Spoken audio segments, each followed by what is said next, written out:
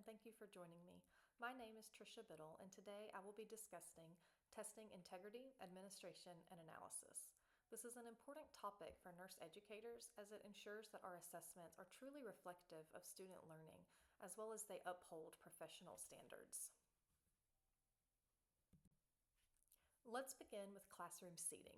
Students should be seated at a distance from each other in order to minimize cheating opportunities or academic dishonesty. One option is that they could occupy every other seat or row. The practice of assigning seats is also helpful as it reduces classroom distractions and prevents students from sitting maybe near their friends. These arrangements support both fairness and security during testing. Educators can also consider assigning seats at random or by number drawn by the students. It is also important to manage personal belongings during testing. These items need to be managed and secured during testing. All bags, coats, and other personal items should be placed at either the front or back of the classroom. Students should not have access to their personal belongings during the test. The testing environment should remain secure so that students lack access to unauthorized materials while they take the test. This approach ultimately strengthens academic integrity. These policies are implemented to eliminate the desire to cheat as well as the chance to do so. Students should only have necessary items at their desk. These include pencils, erasers, student IDs, and calculators if necessary. The exam format determines which items students are allowed to use. These may include note cards, textbooks, or personal devices. This policy ensures equal treatment of students while blocking any potential cheating methods through hidden notes or devices. It's also important to make sure that students do not have access to smart watches during these exams. The support of students who have documented accommodation remains essential. Students receive support through extended time periods and access to quiet spaces or assistive technology tools. Disability services coordination will help us fulfill student needs while we preserve testing standards. The principles of equity and integrity operate as one single system.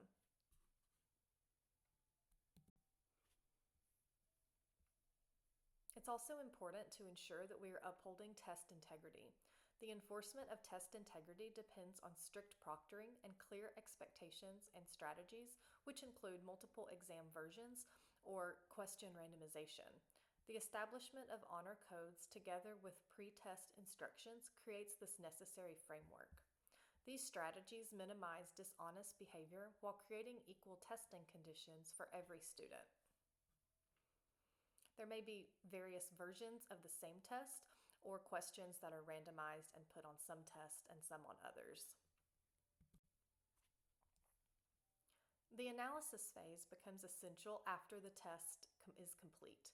We study question performance, the results to detect student achievement patterns and evaluate which items may need to be revised.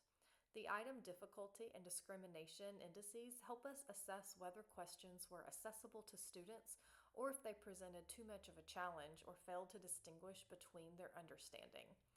Item difficulty, or the p-value, measures the proportion of students who answered each question correctly. A p-value that's closer to 1 indicates an easy question, while a value that's closer to 0 indicates a more difficult one. A good exam will include a mix of item difficulty to challenge all learners appropriately. The discrimination index shows how well a question differentiates between high-performing and low-performing students. A high discrimination index means that students who did well overall answered the item correctly more often than those who did poorly, which is an indicator of a good question. Questions with very high or very low difficulty, low discrimination, or a pattern of unexpected responses may be flawed. These items should be reviewed for clarity, content accuracy, or misalignment with instruction.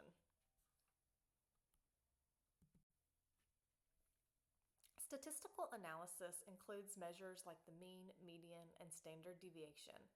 The item difficulty analysis reveals the number of students who achieved the correct answer.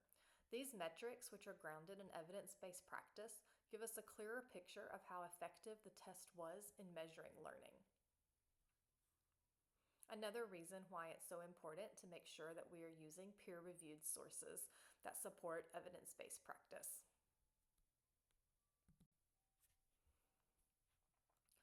The Kuder-Richardson formula, known as KR20, was developed in the 1930s.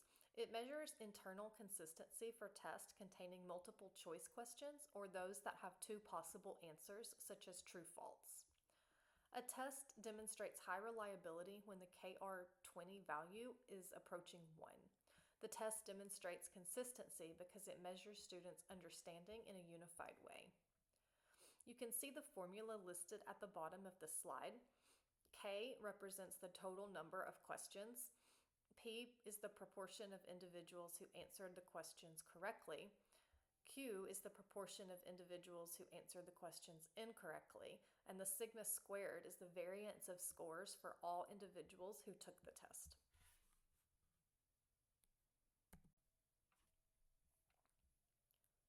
We verify reliability by using KR20 and item discrimination. The test demonstrates validity when it measures its intended targets, which experts verify through assessment of course learning objectives.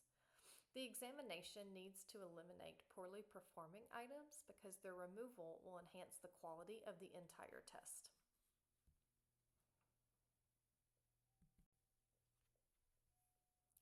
Students typically review exams through individual meetings with faculty members or group discussions with structured dialogue.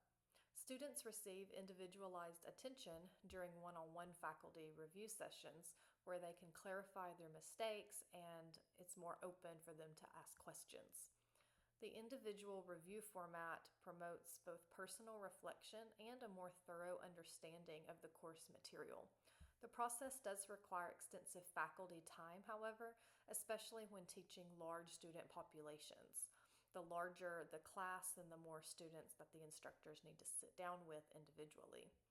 The delivery of feedback, though, through this method becomes inconsistent because each student receives feedback from a different faculty member. Group reviews operate with greater efficiency than other methods.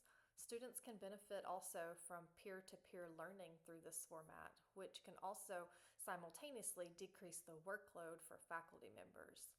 The discussion process helps students understand common misunderstandings that multiple students might have also experienced.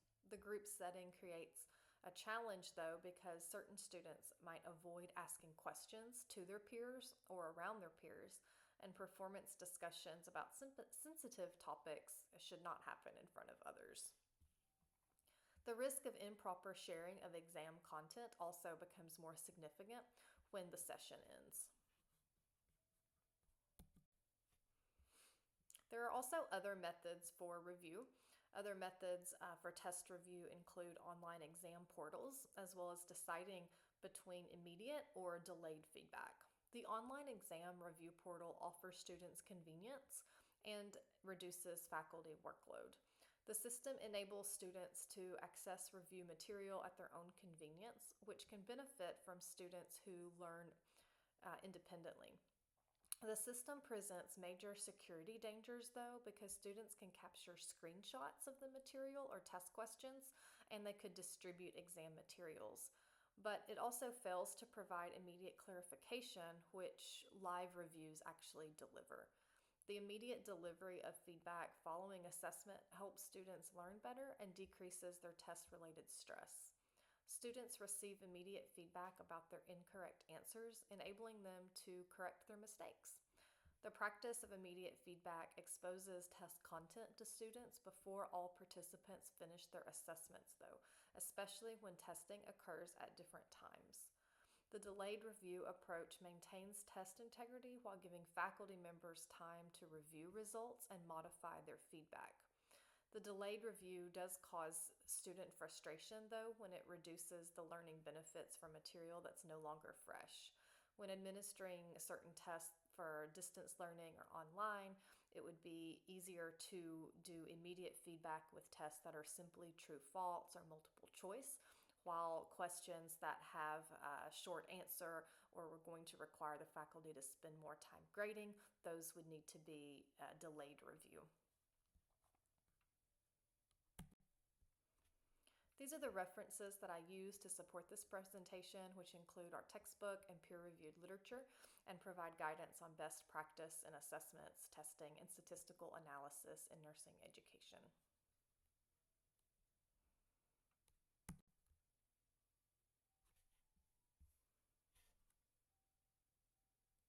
Thank you for your time. I hope you enjoyed this presentation.